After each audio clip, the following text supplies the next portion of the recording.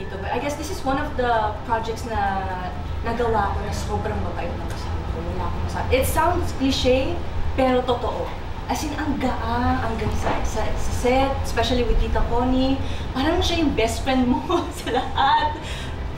Nanay, kaibigan, lahat nasa kanya. Kay Kailin, I'm very happy na siya yung kontrabida ko. Dahil talagang, kundi dahil din sa kanya, hindi rin mabubuti naman si Ina.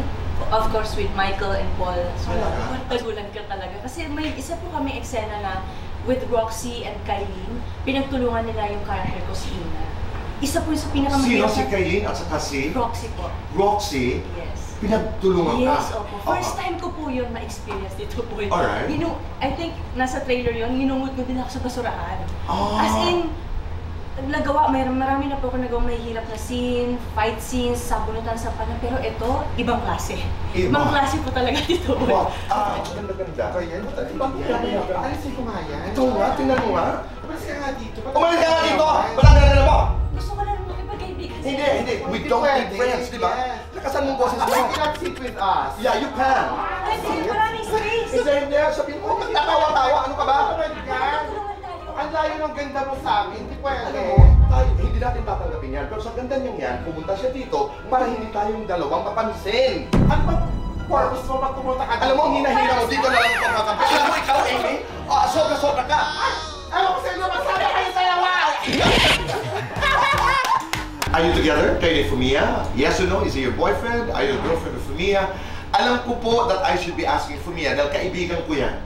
Fumia, if you're watching, hello. What is the answer?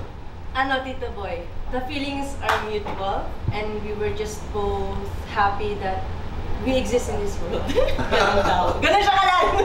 Okay, 1 to 10, nasaan yung relasyon niyo? 8. Malapit na. Di ba? Exclusive dapat. Is that exclusive? Alam mo, hindi itago talaga sa mga ngiti mo. Hindi ko po mapigilan. Beautiful face or sexy body? Beautiful face. Mas gustong inheritance, pera o gamit? Pera. Mas gustong role, inaapi o palaban? Palaban. Mas gustong boyfriend, Pinoy o Hapon? Artistang pangarap paka-kissing scene. Oh, wow! Magagalit ang... Hindi naman po na.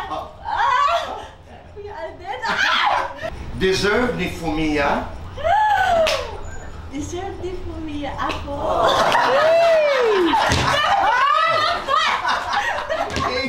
Lights on or lights off?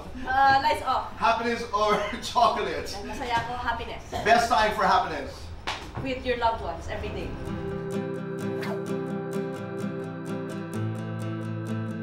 Tito Boy, kung kayo po ay babalik sa past nyo, iibahin nyo po ba yung mga desisyon na ginawa nyo na? It's magical. It's so fun with Tito Boy. Parang gusto ko magkwento sa kanya, lahat ng buhay ko. So yun, I'm just really grateful and thankful sa opportunity na to and sana more soon.